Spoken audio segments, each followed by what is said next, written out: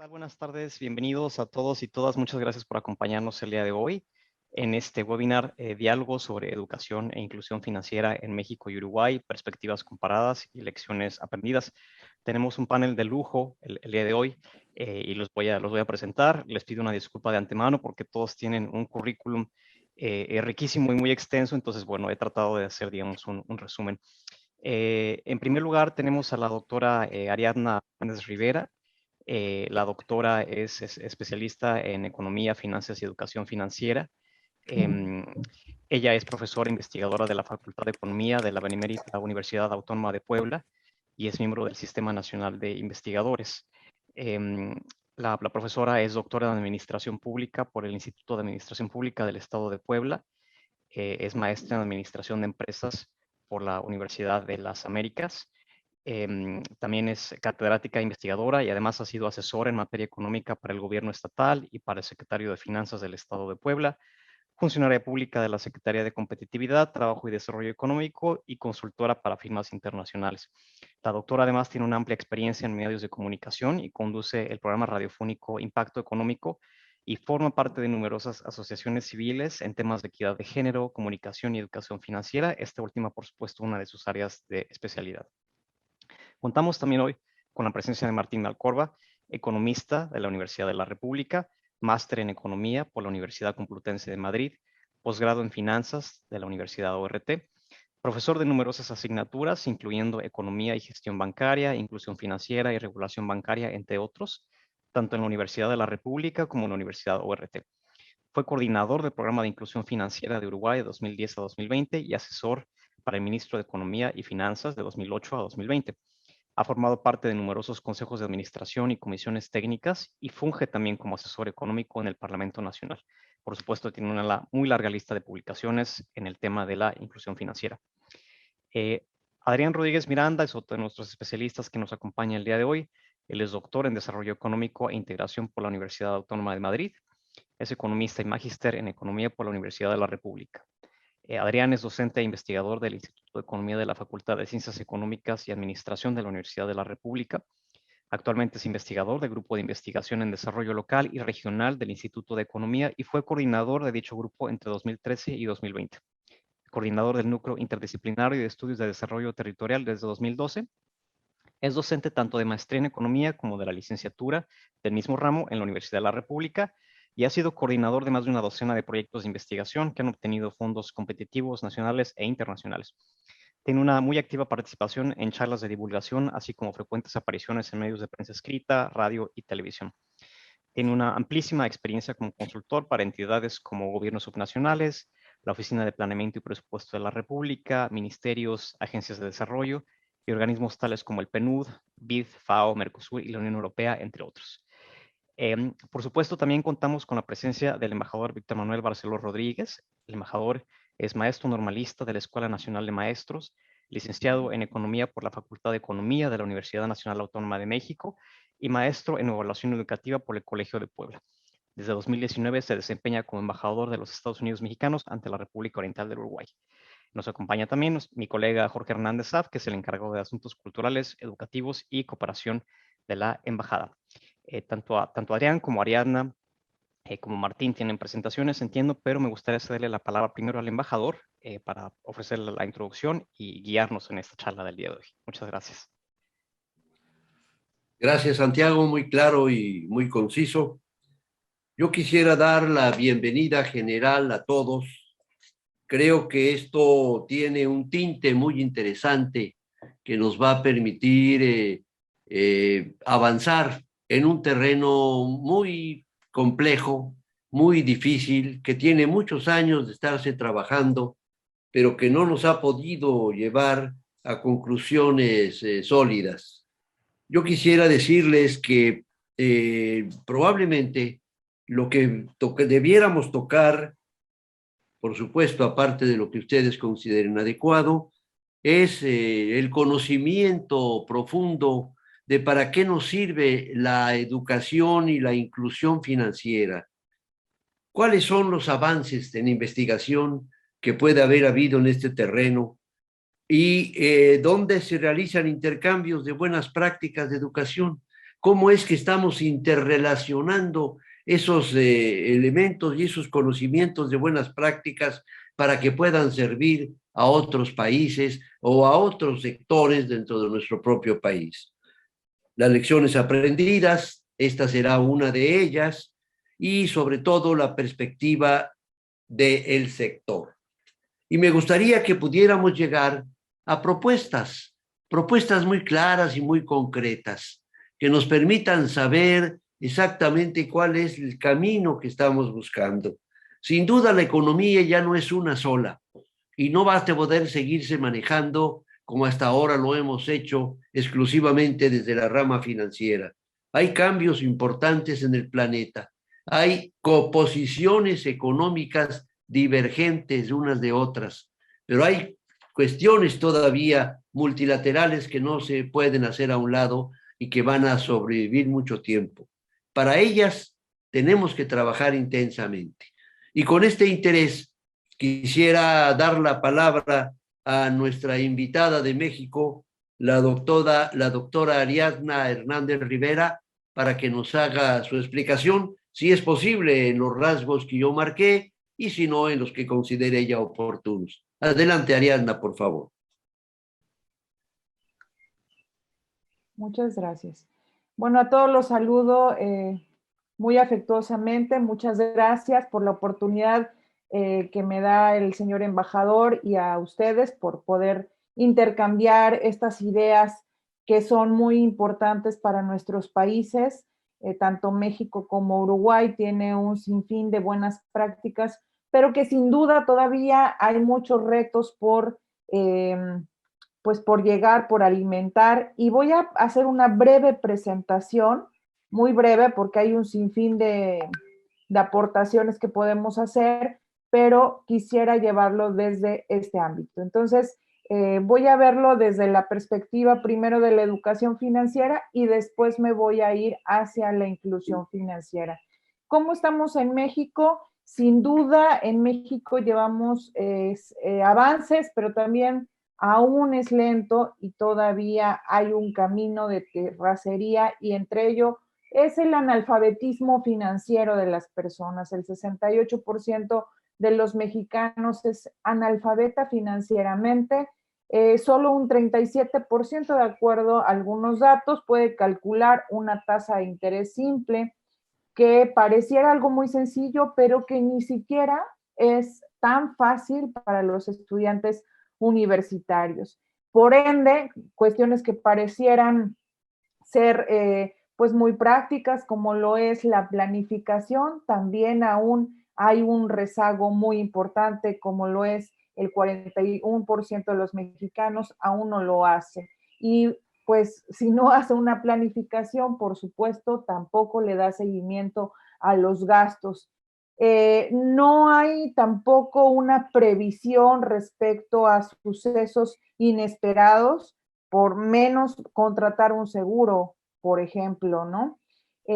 Si están ahorrando, la mayoría de los mexicanos lo hacen debajo del colchón. Digo, aquí la mayoría de los que estamos conectados somos economistas y entonces decíamos en el pasado, ¿no? En las teorías que se ahorraba debajo del colchón, pues no, también en la práctica. Y no solo es el caso de México, eso es un caso pareciera muy internacional. La mayoría de las personas está ahorrando en el sector informal y ahí es donde la inclusión financiera, más adelante que la vamos a exponer, juega un papel elemental para hacer este cambio por muchos factores. Entonces, ¿cómo lo hagamos? Desde ahorrar en el cochinito, guardarlo debajo del colchón o ponerlo en una cajita, sigue siendo una práctica informal. Entonces, si ustedes se dan cuenta, en esta gráfica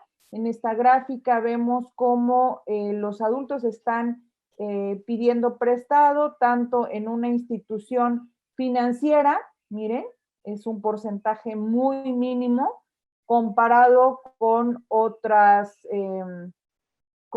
instituciones, con otros países, vamos muy bajos en el caso de México, comparado con otras regiones del mundo. Entonces, realmente podemos pedirle a nuestro círculo más cercano que irnos a meter con una institución financiera porque nos da pánico, porque desconocemos, pero también porque hay algunas instituciones o muchas instituciones financieras que todavía no se bajan hacia las necesidades de la población. Que la inclusión financiera, y más adelante que ya lo hablaré con el tema de la tecnología financiera, está abarcando a esos sectores de la población que son más vulnerables y que más lo requieren. Por supuesto, las personas que han ido a la universidad tienen mayor educación financiera, pero no el hecho de que tengas educación financiera necesariamente aplicas todos los conceptos en la práctica.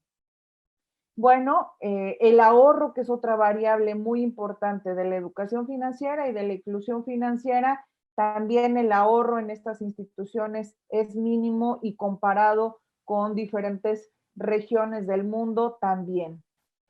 Entonces, 2 de cada 3 adultos está comparando, más bien, 2 de cada 3 adultos no compara sus servicios financieros, es decir, si tiene una tarjeta de débito o crédito, simplemente no revisa los términos, las condiciones de lo que pudiera tener o las implicaciones que pudiese tener esta, ¿no? Y a veces también existen prácticas abusivas que lamentablemente perjudican al usuario de los servicios financieros.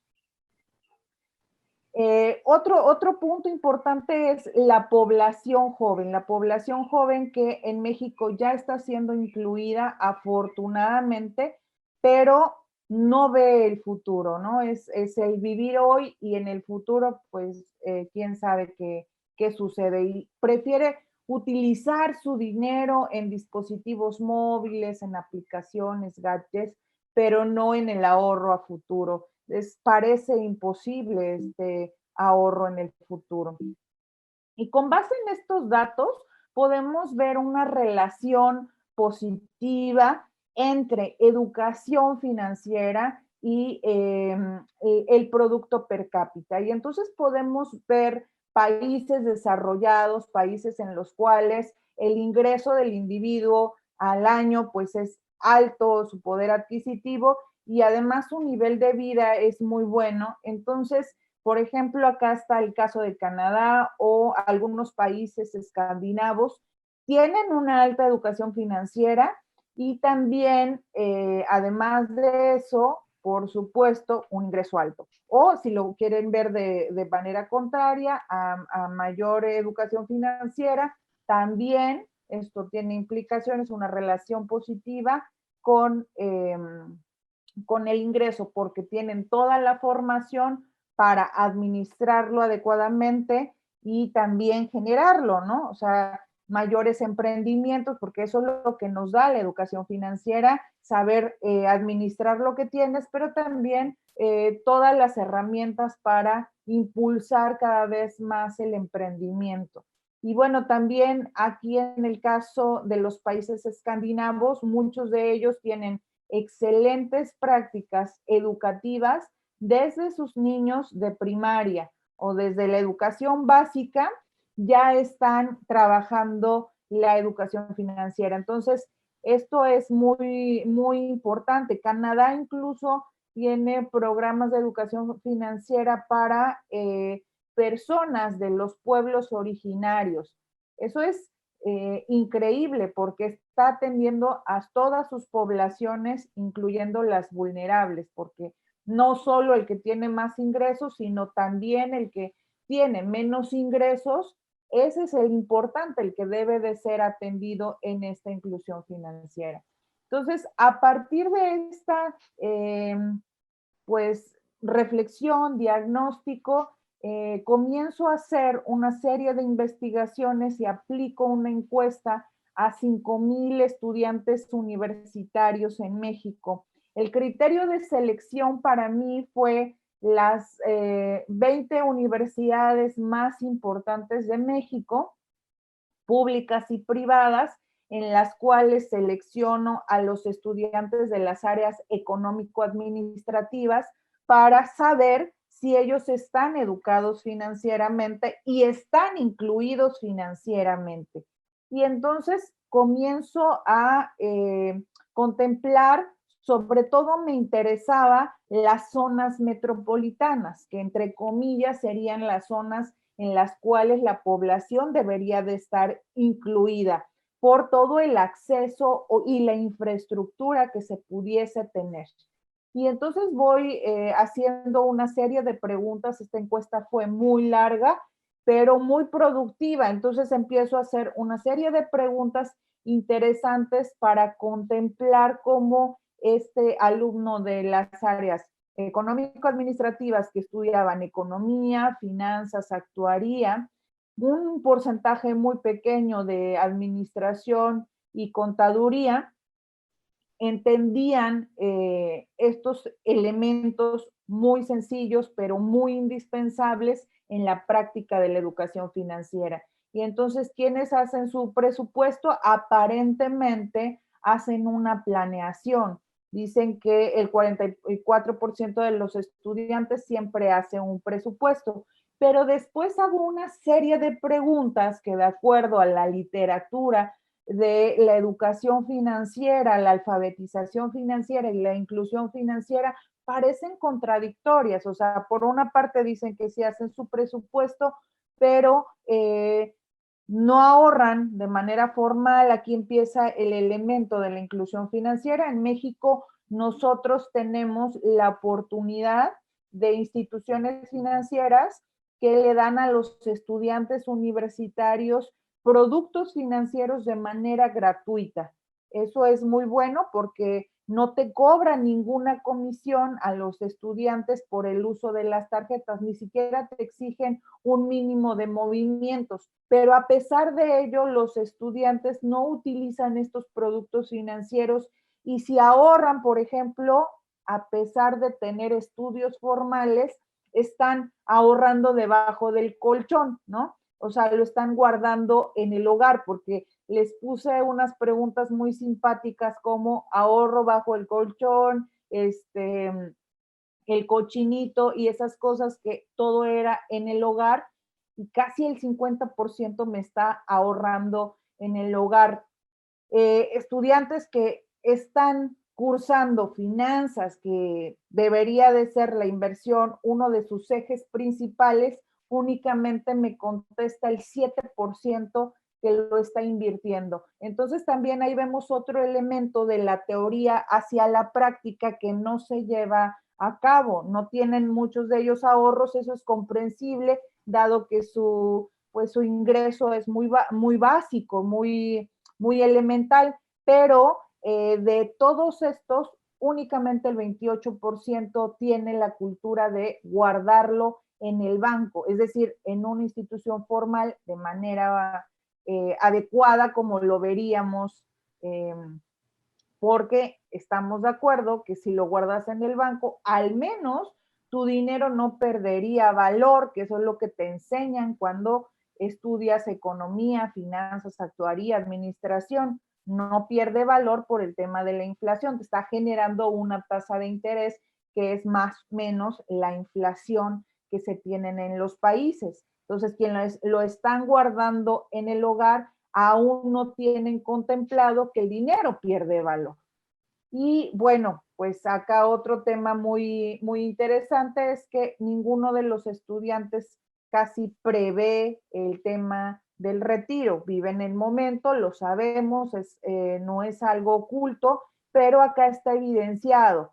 De hecho, realmente son el 1% que indica que sí tiene, por ejemplo, acá ya está invirtiendo en lo que nosotros conocemos en México como la Ley 73 o otro plan de pensiones en el futuro. En México, tú puedes tener y puedes estar aportando desde cualquier edad, obviamente en la mayoría de edad, fracciones muy pequeñas de dinero para tu retiro, pero obviamente no solo es el desconocimiento, sino también la falta de interés. Entonces, acá, ¿en qué gastan los jóvenes universitarios?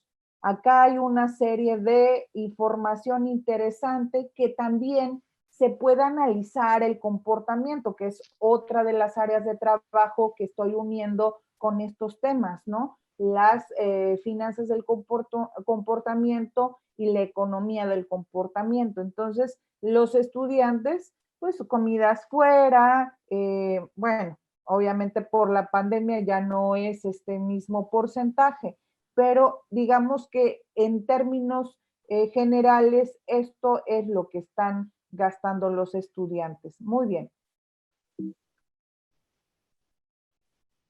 Las aplicaciones para gastar. Ahí viene otro tema que más adelante lo vamos a discutir, que es el tema de la tecnología financiera.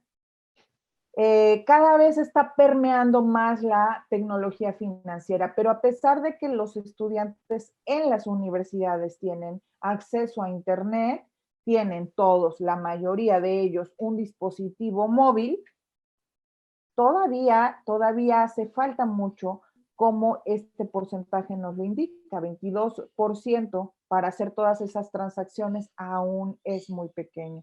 Y bueno, cuando hablamos de ya un cúmulo de respuestas positivas por zona metropolitana, acá tan solo en lo que consideramos el Valle de México, que es la Ciudad de México y sus alrededores como zona metropolitana. Entonces, en términos porcentuales, las respuestas correctas se van un 50%. Pero bueno, acá hice la diferenciación también en el caso del hombre y la mujer, porque cuando comenzamos a desglosar, a desmenuzar todos estos datos, en términos de educación financiera, el hombre siempre tiene una tasa de respuesta muchísimo mayor que la mujer. O sea, es una respuesta correcta que siempre va a estar inclinada hacia los hombres. La tecnología, por ejemplo, estamos igual, casi todas las respuestas se van hacia lo mismo. Y luego acá hay un tema que es complementario a esta educación e inclusión financiera, que es el tema de la socialización. La socialización aquí entra como algo muy importante. Y esto es porque los estudiantes dicen haber tenido educación hasta que llegan a la universidad, lo cual entonces esto se hace una brecha muy grande comparado con todos los países que ya están muy adelantados porque ven la educación financiera desde que están en la educación básica. Los estudiantes llegan en la universidad y muchos de ellos jamás les compartieron la información. Muchos de ellos, casi el 50%, bueno, acá tenemos 48%, no le transmitieron información. Y la información es como los valores, o sea, esta información financiera es como los valores que te dicen respeto, honestidad y todos los valores universales que se tienen que ir fomentando desde pequeñines, también es en el caso de la educación financiera. Entonces, si no entienden cómo funciona el dinero, o sea, el funcionamiento elemental del dinero, aun cuando sus padres han pasado por muchos problemas, ¿no? En las sociedades a nivel internacional, pues definitivamente a veces el dinero no te alcanza. Entonces, ¿cómo es que si a ti has hecho muchas estrategias en casa, no se las compartes a tus hijos? Y acá se ve reflejado, los estudiantes simplemente dicen, mis papás nunca me compartieron nada respecto al dinero, a la administración, a su cuidado. Y cuando ya desglosas las respuestas, por ejemplo, la tasa de respuesta correcta, si les preguntabas de interés simple o interés compuesto, de acuerdo al ingreso, también ahí hay elementos muy, muy interesantes. Curiosamente, esto es algo muy, muy interesante porque en términos de interés simple, no vemos acá como la educación financiera por ingreso, como que no está tan marcada por ingresos pequeños o ingresos altos.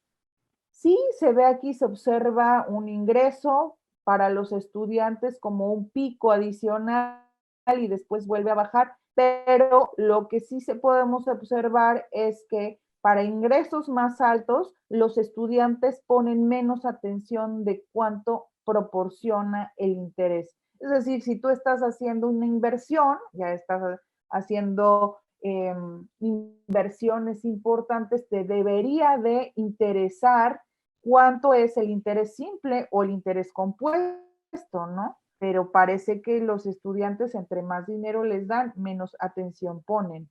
Eso me parece muy interesante. Muy bien.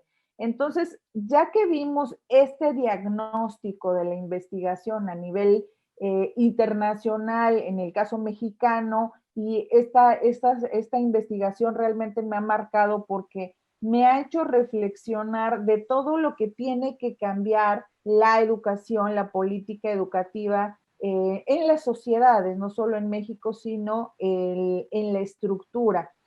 Se está haciendo el esfuerzo, por supuesto, de impulsar la educación financiera desde, yo le diría, no solo desde la educación básica, sino desde la educación inicial. Entonces, para esto voy a entrar al panorama de la educación financiera con la inclusión financiera. Un poquito me voy a adelantar acá porque creo que en esta presentación se perdió un poco la vista, pero quiero trabajar este análisis de la educación financiera en conjunto con la tecnología financiera. La era del Internet nos ha marcado a todos y ahora con la pandemia, pues aún más, ¿no? Todas las transacciones que hacemos, compramos, vendemos en línea, estamos utilizando la tecnología a nuestro favor. También estamos afectando a los comercios locales, pero lamentablemente todas las empresas que no lleguen a actualizarse conforme lo que está avanzando en la tecnología también pues desaparecerán, pero las que al contrario se logren capacitar, entrar, podrán recibir, podrán vender, no solo en sus lugares de origen, sino con todo este comercio internacional, e-commerce, el marketing digital, pues es una nueva era. Y ahí es donde tiene su potencialidad la tecnología financiera, porque para comprar o vender necesitas estas aplicaciones, esta tecnología financiera donde haces y realizas tus pagos. México afortunadamente se está poniendo las pilas en esta experiencia para desarrollar todo lo que es el ecosistema de las fintech. La tecnología financiera, que lo vamos a ver por acá más adelante, y luego me voy a regresar, pues tiene que ver con, vamos un poco de del banco en línea, ¿no? Todo lo que son pagos, transferencias. Esto es muy bueno porque, les comento, puede ser que no exista un banco en zonas rurales, pero sí puede existir la señal de internet y con eso tú puedes recibir las remesas con tu dispositivo móvil, puedes recibir las remesas de cualquier parte. En México es muy común que la gente se vaya a Estados Unidos y entonces en estas zonas pues están recibiendo sus remesas. Aquí podemos profundizar y tal vez quizás sea otra discusión, ¿no? Bueno, también hay una brecha digital y eso también hay que considerarlo y contemplarlo, pero viéndolo desde el aspecto positivo, es más barato. La banca en línea es mucho más barato porque también los bancos están ahorrando muchos pagos de personal, mantenimiento de sus oficinas, de sus operaciones, y eso ¿Cómo reduce verías, toda. mi querida Ariadna, que esperáramos un poco a que el profesor Valcorba nos pueda explicar la primera parte que ha sido muy sustanciosa, muy profunda de tu análisis, que conozco hace Con todo tiempo, pero gusto. que veo que has avanzado muchísimo más al respecto, para que pusiera don Martín darnos su punto de vista desde los análisis y el conocimiento del Uruguay, porque yo sé y lo conozco que aquí hay un avance también formidable y valdría la pena escucharlo para después, en intervenciones de discusión, pudiéramos lograr que, por ejemplo, Adrián Rodríguez también participe y que no nos quedemos solamente encerrados en Martín y Ariadna. ¿Me permites entonces que le dé la palabra a Martín, Ariadna? Gracias. Con todo Adelante, gusto. Martín Valcorba, por favor. Bueno, muchas gracias, embajador. Es un gusto para mí poder participar de este webinar y de este intercambio de experiencias. Como usted señalaba en el comienzo, creo que el análisis de las buenas prácticas, el intercambio de las experiencias de los distintos países nos va, digamos, a permitir avanzar tanto aquí como allá, aprendiendo de las lecciones que surgen de cada una de estas realidades y adaptándolas a las especificidades que cada uno de nuestros países tiene. Yo voy a compartir una breve presentación que preparé para comentar un poco, digamos, lo que ha sido la experiencia de Uruguay, ¿no? La idea, digamos, es brevemente recorrer, presentar cuál era la situación de Uruguay cuando empezamos a trabajar en estos temas, cuáles fueron los objetivos que nos trazamos, los instrumentos que utilizamos en el marco del programa de inclusión financiera, y finalmente poder analizar los resultados que se obtuvieron, y a partir de allí algunas reflexiones finales, y también tratando de destacar o poner, digamos, en la discusión colectiva algunas lecciones o algunas ideas que pueden surgir de lo que ha sido la experiencia de nuestro país. Si nos concentramos en lo que era la situación que tenía Uruguay a comienzos de la década pasada, que fue cuando empezamos a trabajar estos temas como una política pública desde el gobierno, Uruguay tenía problemas de inclusión financiera, problemas de acceso, de uso de los servicios financieros básicos, y también problemas en el funcionamiento del sistema de pagos. Por un lado, en lo que hace a la inclusión financiera, teníamos una reducida inclusión financiera en cualquiera de las dimensiones que uno puede analizar este fenómeno. Una baja profundidad financiera, una baja cobertura de los servicios financieros, y sobre todo una dimensión que para nosotros es fundamental, que hace al uso, ¿no? O sea, Uruguay presentaba un muy escaso uso de los servicios financieros. ¿Y por qué es importante esta dimensión? Bueno, porque podemos tener acceso, podemos tener cobertura de los servicios financieros, pero si finalmente no se utilizan, en definitiva, de nada sirve ese acceso. Y el otro elemento importante era que estas desigualdades en el acceso y en la utilización se presentaban de manera muy desigual, tanto cuando uno lo analizaba por tipo de hogares, de familias, como también según el tipo de empresas, afectando fundamentalmente a los hogares de menores ingresos y a las micro y pequeñas empresas, como los sectores que dentro de un contexto general de dificultades de acceso presentaban las mayores dificultades, el mayor rezago. Y también estas desigualdades se daban cuando uno hacía un análisis por zonas geográficas y por regiones, afectando fundamentalmente lo que es el interior de nuestro país y dentro de la capital, inclusive en los departamentos del interior de nuestro país, en las zonas más periféricas, era donde eso se generaba, digamos, donde los problemas de acceso eran más significativos. Y en lo que tiene que ver con el sistema de pagos, los problemas que teníamos era un subdesarrollo muy importante en el uso de instrumentos como la tarjeta de débito, las transferencias interbancarias, y la contracara de eso era un uso dominante del efectivo y de los cheques, como medios de pago fundamentales en que se basaba el funcionamiento de nuestro sistema de pago. simplemente para ver algunos indicadores que nos permiten ver el punto de partida, ¿no? Esto es en base a un reporte del Banco Mundial, pero del 2014, pero con datos del 2011, y vemos que Uruguay, en lo que tenía que ver con el acceso de la población a cuentas de depósito en instituciones financieras, en comparación con la región se ubicaba muy mal respecto a, digamos, un conjunto seleccionado de países de la región. Lo mismo sucedía si analizamos el número de sucursales bancarias. De nuevo, Uruguay se ubicaba muy por debajo del promedio de la región, y mayor aún era la diferencia si consideramos la utilización de medios electrónicos para efectuar pagos, ¿no? Entonces, este era un poco el punto de partida, con problemas de acceso, con problemas de cobertura, con problemas de uso, en particular en este aspecto de uso de medios electrónicos, la contracara de un sistema de pagos que funcionaba mal, que era muy ineficiente. En base a ese diagnóstico es que el programa de inclusión financiera aquí en Uruguay se planteó dos objetivos fundamentales.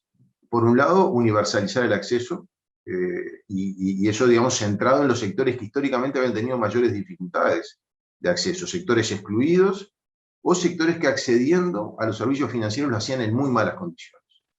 Y eso, como vimos, ponía el foco en los hogares de menores ingresos y en las micro y pequeñas empresas. Y un segundo gran objetivo tenía que ver con la modernización del sistema de pagos.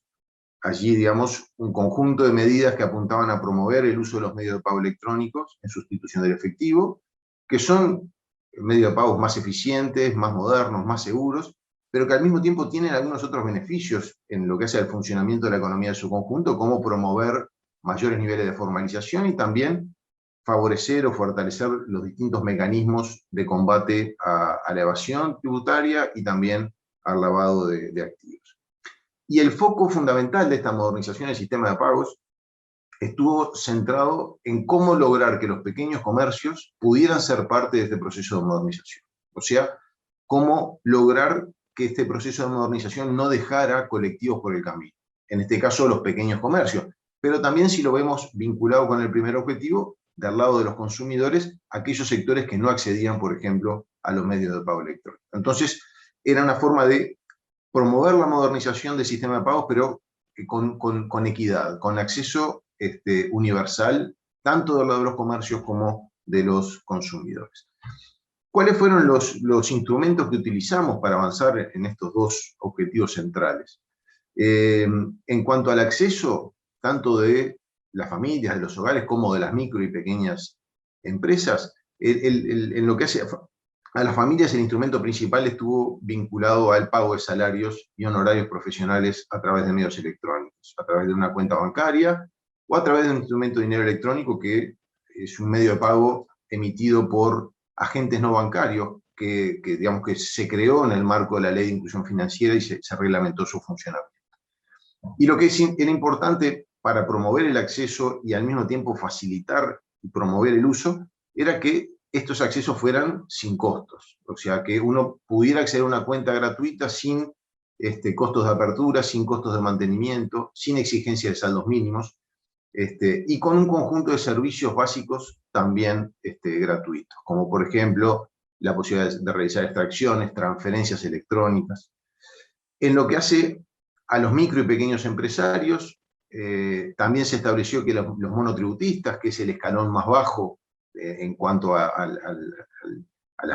la figura que operan las empresas formales de muy pequeña dimensión, y también el resto de pequeñas empresas pudieran acceder sin costo también a una cuenta o un instrumento de dinero electrónico gratuito, y con las mismas características. Y esto es un avance muy importante porque para las micro y pequeñas empresas, históricamente las exigencias de saldos, digamos, de saldos mínimos, de promedios mensuales y de costos de acceso significaba una barrera importante.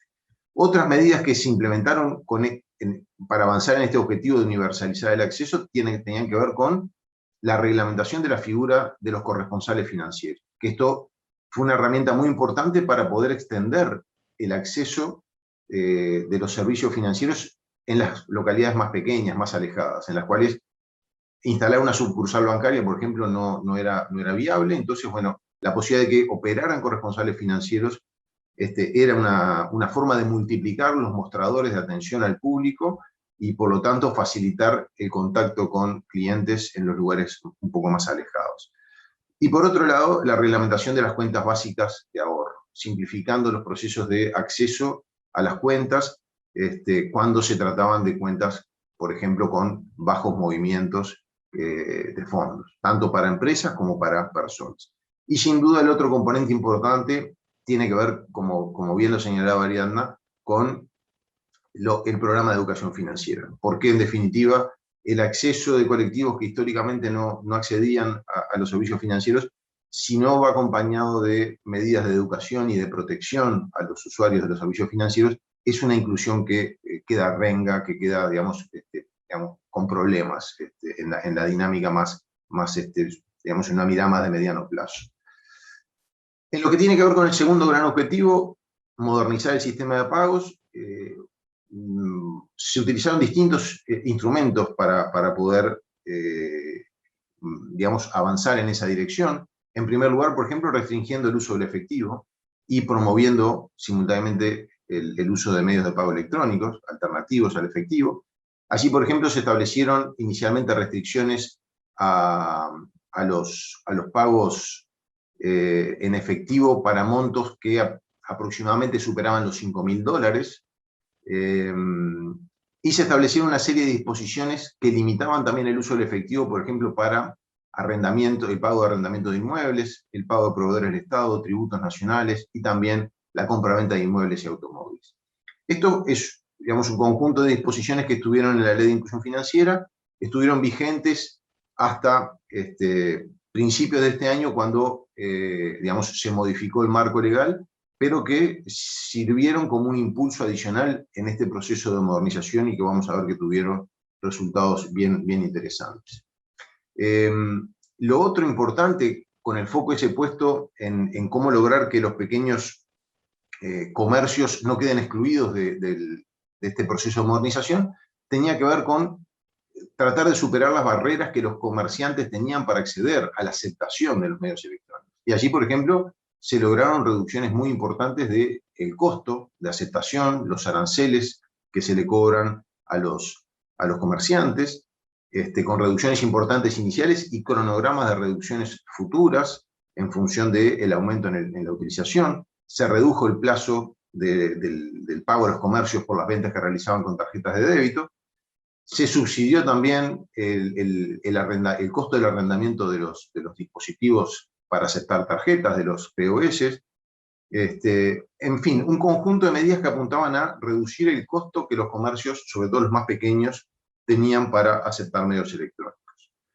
Y una herramienta que fue muy relevante, y vamos a ver ahora que tuvo un impacto, digamos, muy profundo y en un periodo en un plazo muy corto de tiempo, tuvo que ver con la rebaja del IVA, del impuesto al valor agregado, para los pagos que se efectuaran con medios electrónicos.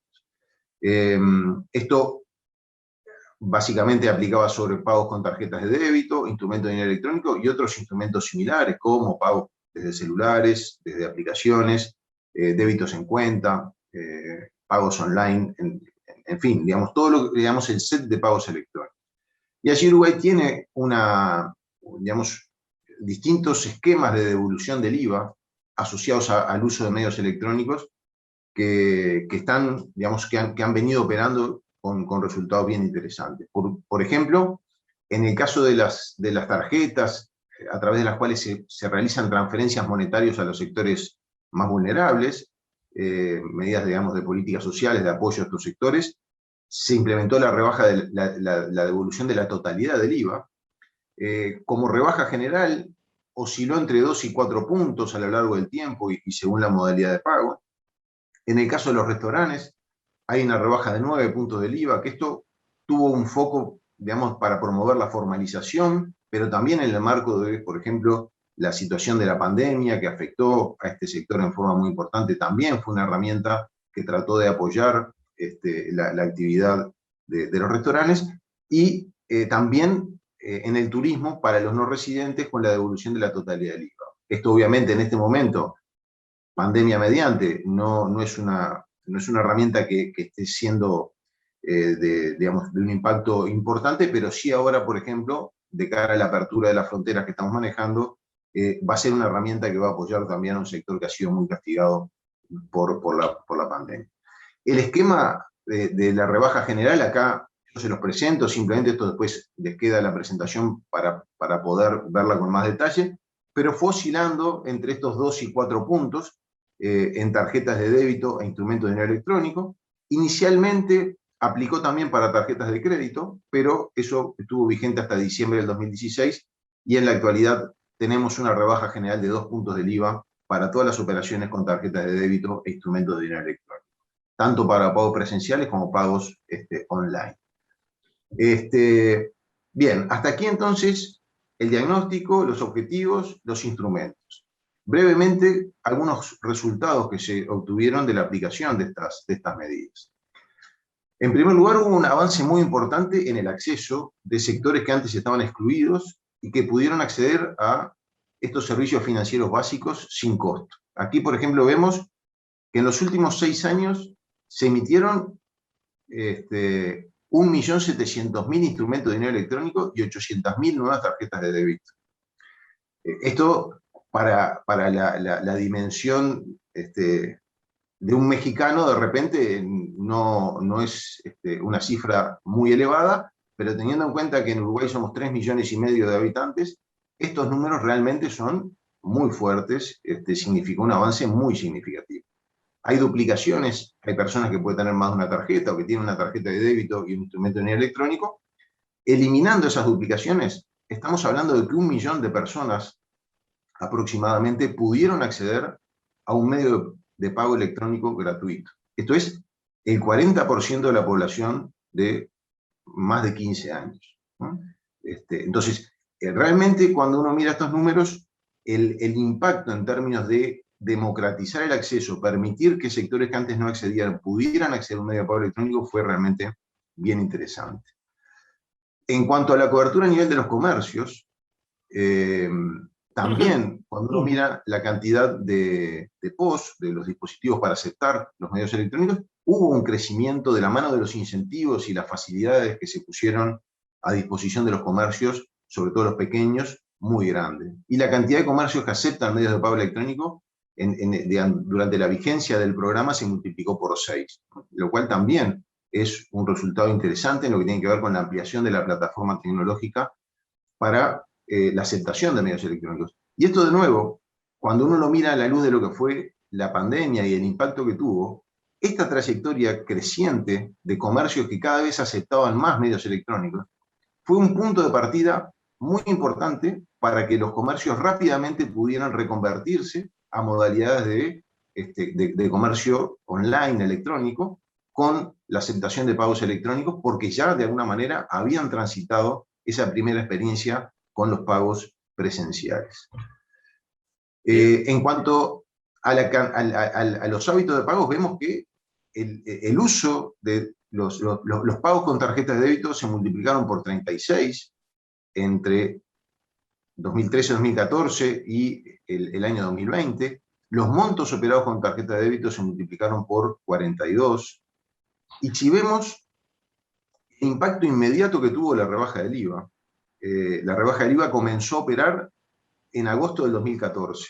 Estos son datos de una de las principales cadenas de supermercados de aquí de Uruguay, que antes de la implementación de la rebaja del IVA, los pagos con tarjeta de débito se ubicaban en el 4,5% del total de las ventas. El primer mes de vigencia de la rebaja, este porcentaje pasó del 4,6 al 10,3. O sea, esto creo que es una demostración muy importante del impacto y la rapidez con lo que se procesó el cambio en el hábito de pago, digamos, incorporando el uso de los pagos electrónicos. Y también el cambio en la estructura. En 4 años, entre junio del 2014 y junio del 2018, en esta cadena, la principal cadena de supermercados, se pasó de tener el 67% de los pagos en efectivo a tener solo el 37%, ¿no? De nuevo, una demostración de la velocidad de los cambios. Y para terminar, estos elementos de alguna manera han posicionado a Uruguay como uno de los países en la región que ha tenido mayores avances en materia de inclusión financiera. Acá vemos, por ejemplo, en las barras, el crecimiento en el acceso a cuentas bancarias entre 2014 y 2017 en naranja, entre 2011 y 2014 en celeste, y vemos que Uruguay, aquí quedó borrado, pero el país que le sigue es Chile, ha sido de los países que ha tenido un mayor crecimiento en cuanto al acceso a cuentas, y lo mismo si miramos la utilización de tarjetas de débito y crédito. Digamos, estos son los porcentajes de personas que la utilizan en el 2014 en celeste, en el naranja en 2017, que son los datos que surgen del Global Findex. El último dato es el 2017. Si tuviéramos el dato actual, seguramente este porcentaje se haya multiplicado, se haya aumentado mucho en el caso de Uruguay, pero muestra los avances que hemos tenido aquí en Uruguay, que también se recogen cuando hacemos una comparación un poco más global, en base, por ejemplo, a lo que es el ranking que elabora The Economist sobre inclusión financiera, que ubicó a Uruguay en el tercer lugar. Bueno, aquí tenemos a México en el cuarto lugar, digamos, de alguna manera reflejando las distintas iniciativas que se han tomado para poder avanzar en este tema. En síntesis, el programa de inclusión financiera aquí en Uruguay permitió lograr transformaciones importantes en periodos cortos de tiempo, sacudió el statu quo, generó desafíos, oportunidades, permitió avances muy importantes en cuanto a universalización de derechos, de acceso, y transformó significativamente nuestro sistema de pagos. Y en términos ya más de reflexiones, a partir de la experiencia, para nosotros uno de los elementos centrales tiene que ver con la importancia de implementar un plan global cuando trabajamos la inclusión financiera. Plan que incluya incentivos tanto del lado de la oferta como la demanda, que incluya medidas que promuevan la aceptación y faciliten la aceptación a nivel de los comercios, extendiendo la plataforma electrónica, que universalice el acceso de la población a medios de pago electrónico y que promueva el uso de medios de pago electrónico con una transformación que tiene mucho de cultural. Y finalmente, digamos, la importancia de que el gobierno sea un aliado natural en todo este proceso, porque la inclusión financiera debe ser vista como un componente fundamental de la inclusión social, porque mejora la eficiencia de la economía, porque contribuye a un mejor desempeño económico, porque contribuye a reducir la informalidad y porque también mejora no solo los mecanismos de combate al lavado, sino también los propios aspectos vinculados con la seguridad de la población y del comercio.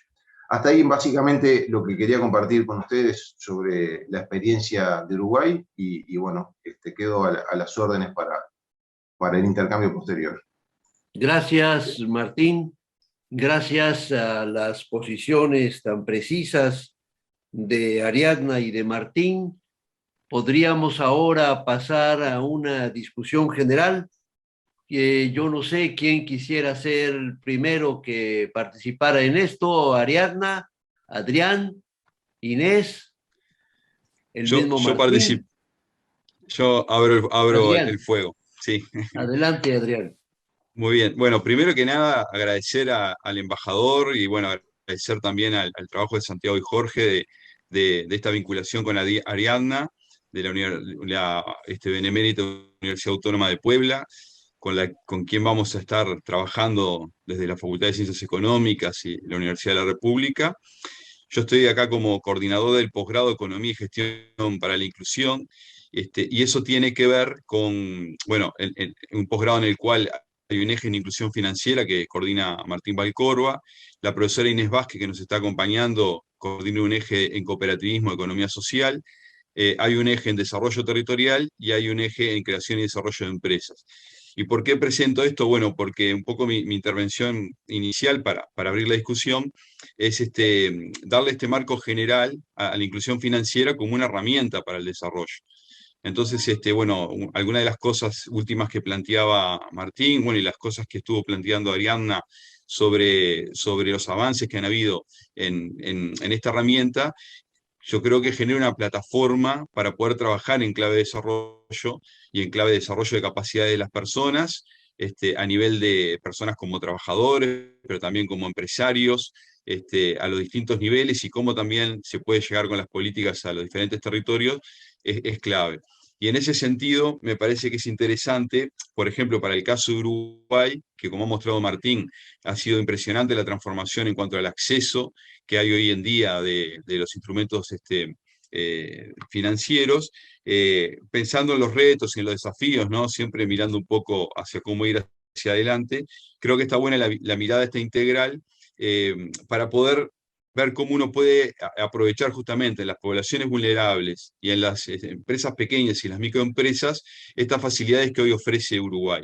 Entonces, algunas de las barreras que pueden haber vienen por el lado de algunas otras políticas que deberían acompañar esto. Voy a poner algún ejemplo claro para que se entienda. Por ejemplo, en lo que tiene que ver con la empresa, la microempresa o las empresas pequeñas, o algunos instrumentos de formalización de algunos pequeños emprendedores que pueden tener alguna figura como tenemos de monotributo en Uruguay, algunos de estos diseños capaz que deberían revisarse en función de poder tener incentivos a apoyar el mayor crecimiento de estas empresas y estos pequeños empresarios. Los diseños a veces no son del todo favorables a esto. ¿Qué quiero decir? Que muchas veces estos diseños, estoy hablando de la parte tributaria, no dan el suficiente tiempo para que un microempresario o un pequeño emprendedor pueda, además de acceder a la formalidad, establecerse, crecer y en un determinado momento cambiar de régimen y pasar a aportar más y tener mayores obligaciones tributarias, pero cuando ya logró una determinada espalda. Entonces esto deja un grado, digamos, de informalidad que no es informalidad dura, pero sí es, digamos, ciertas trampas de crecimiento que no permiten ese mayor desarrollo y por lo tanto acceder a instrumentos que hoy están disponibles y profundizar la inclusión financiera como una de las formas de crecimiento de estas empresas. Yendo un poquito más atrás, en algunos circuitos que hay de economía informal, en la periferia de Montevideo o en la zona de frontera del Uruguay, que hoy con la pandemia está cerrada, pero la frontera con Brasil o con Argentina en general siempre es bastante desventajosa en términos de tipo de cambio para Uruguay, por lo tanto el comercio tiene una competencia muy fuerte, desleal con el contrabando, entonces ahí hay problemas que exceden, digamos, a los instrumentos que uno ya puede desarrollar de la inclusión financiera. Entonces, esa visión más integral es necesaria porque por más que uno acerque un instrumento muy potente y muy bueno y el acceso esté, y la tecnología, la Internet, que bueno, Uruguay ha hecho una inversión muy grande en esos términos, y el acceso incluso en zonas que son alejadas es bueno, esa otra situación puede ser una dificultad que no permita que ciertas poblaciones puedan aprovechar esos avances.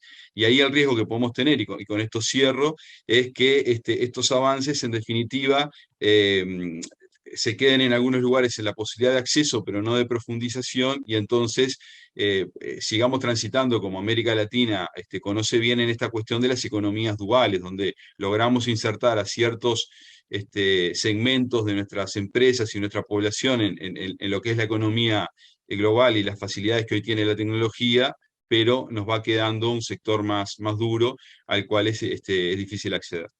Pero bueno, es una intervención en clave más bien de desafíos, pero planteando sobre bueno, la plataforma que tienen algunos países, como en el caso de Uruguay, que es una base bien importante para trabajarlos. Dejo por acá. Gracias, Adrián. Yo creo que la última intervención, el elemento último de Adrián es muy importante. ¿Cómo poder hacer que estos esfuerzos de desarrollo nos permitan incorporar a todos y no seguir manejándonos en esa doble economía o doble país que vivimos precisamente por la falta de incorporación de los que menos posibilidades tienen de hacerlo? Y yo quisiera preguntarle precisamente a Ariadna, ¿cómo ves esto? ¿Cuál es la perspectiva del sector en este terreno y cuáles serían las propuestas para poder seguir adelante, que ya Valcorba en buena medida las expresó? Claro que sí, embajador. Bueno, definitivamente hay muchos retos por hacer, pero sí considero que la inclusión financiera debe de ir acompañada de la educación financiera. Por eso insistí en mi presentación que el reto es ingresar pues desde la educación básica y desde la educación inicial para que pues sea algo familiar para todos nosotros esta temática, ¿no? Cuando desconoces algo, parece que estás ciego y no sabes a dónde llegar, pero con el conocimiento, como lo hacen estos países europeos, escandinavos, que cada vez ese elemento permea, que prácticamente es como aprender su propia lengua en este mismo aprendizaje, la educación financiera. Entonces no solo vas a estar educado, sino vas a poder utilizar todos estos productos y servicios financieros que te están ofertando los países para tu beneficio. Y porque también ese es otro problema que le veo al panorama, ya lo decía Adrián, ¿no? Puedes tener mucha tecnología, pero si no lo sabes utilizar adecuadamente, también pueden ser armas de doble filo. Para los países, sin duda, sí creo que la inclusión financiera es un elemento muy importante y, por ejemplo, en México, donde la recaudación es prácticamente muy baja, somos de los países que menos recaudamos, estamos hablando de un 14 a 16% del Producto Interno Bruto. Ahí es donde la inclusión financiera juega un papel elemental para la recaudación de impuestos y obviamente esto en beneficio de toda la sociedad. Entonces se puede hacer un ciclo virtuoso donde exista educación, inclusión, mayor recursos gubernamentales que nuevamente son aplicados de manera eficiente a la población. Entonces, es todo un reto porque esto implica justamente la diferencia entre alfabetización, educación, inclusión y cultura financiera. Es que la alfabetización apenas sabes de algunos elementos, estás aprendiendo. La educación es continua, es permanente, nunca termina. Y la cultura es cuando ya lo vives, lo tienes en tu vida, ya es algo que lo asemejas como un hábito, ¿no? Lavarte los dientes, bañarte, etcétera, saludar, buenos días, buenas tardes. Y entonces, en este proceso, la inclusión financiera va a ser la compañía perfecta como productos complementarios para una estrategia que impulse al crecimiento y desarrollo de los países, porque también la inclusión financiera te va a permitir que con educación, pues esta parte del emprendimiento, no solo que utilicen los productos y servicios, sino también que desarrollen nuevas estrategias y que le llegue a toda la población vulnerable. Acá nos acompañan justamente de esta rama de las finanzas solidarias, que tiene un elemento fundamental en el desarrollo de las sociedades para las zonas más marginadas, que eso es al menos en México. Juega un papel todo lo que es las microfinanzas, las cooperativas de ahorro y préstamo, que allá en México las conocemos como SOCAPs, van a ser elementales para estas poblaciones, para incluirlas e impulsar. Ahora se tiene también, ahora estoy trabajando con algunos estudiantes de doctorado, como si realmente están sirviéndole estas sociedades de ahorro y préstamo, tanto en México como Ecuador. Estamos viendo si tienen un impacto económico en las sociedades de su población. Eso también habría que evaluarlo, esa sería otra perspectiva de cómo lo haríamos. Pero sin duda, quiero aquí cerrar con un elemento importantísimo.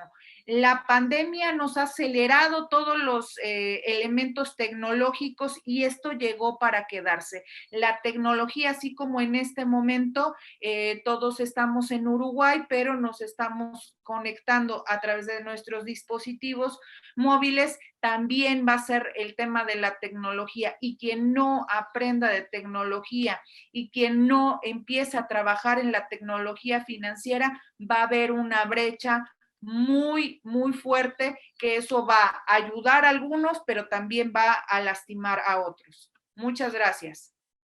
Gracias, Ariadna, como siempre, con un gran vigor y con un gran deseo de colaborar a los cambios que necesitamos en nuestros países.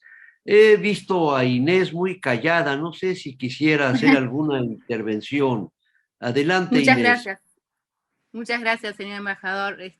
Es un gusto, en primer lugar, agradecer ser parte de esta conversación, que me ha parecido súper interesante. De hecho, tanto la presentación de Ariadna como de Martín me parecieron muy clarificadoras y muy, muy potentes también en sus conceptos.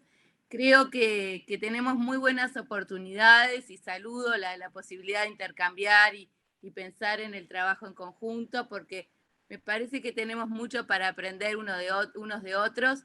Lo que señalaba Ariadna de la tecnología me parece clave, porque las personas hoy hemos visto como un avance vertiginoso en lo que tiene que ver con el acceso a la tecnología, pero muchas veces esta tecnología es utilizada simplemente para cuestiones de comunicación social, pero no con todo su potencial, y en definitiva ahí tenemos como una muy buena oportunidad de que los servicios lleguen a quienes más lo necesitan y a quienes tienen más dificultades para ser incluidos. Entonces, en esta lógica de que nadie se quede atrás, creo que se nos generan muy buenas oportunidades y lo que hemos ido aprendiendo unos y otros en nuestros países también va a construir una muy buena comunidad de aprendizaje, así que saludo la oportunidad y agradezco el poder ser parte de esta conversación. Gracias, Inés. Quisiera aprovechar las palabras de Inés y, por supuesto, el sustrato de todos los que ustedes han expresado para señalar que la riqueza final de este evento es la oportunidad de acentuar la vinculación entre Uruguay y México en estos eventos, y yo estaré muy pendiente como economista, porque además había sido invitado a dar clases en una universidad, el tiempo no me lo da, pero sí me interesa enormemente que podamos avanzar. Es vital que nuestros países puedan acercar estas posibilidades financieras, hacer una inclusión más amplia, ir a los sectores, como dijo Adrián y como reiteró Ariadna, y que sale de la misma materia de lo presentado por Martín, que pueda ir a los sectores más vulnerables de nuestros países. En México se creó un banco ahora que se llama el Banco del Bienestar, que se está instalando en todos los rincones del país y que no va a cobrar nada a los recursos que nuestros mexicanos que se encuentran en Estados Unidos y en otros países envían a sus familias.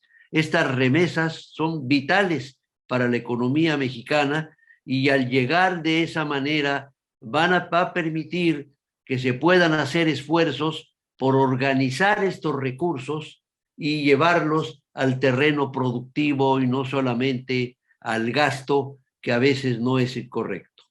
Les quiero agradecer a todos la gentileza de haber estado en este evento. Santiago, felicidades por tu excelente organización. Muchas gracias, Inés, por tu participación. Ariadna, como siempre, muy analista y muy profunda. Excelente la aportación de Martín y de Adrián, y muchas gracias a todos. Muchísimas gracias a todos. Gracias, gracias. Hasta luego. Muchas gracias.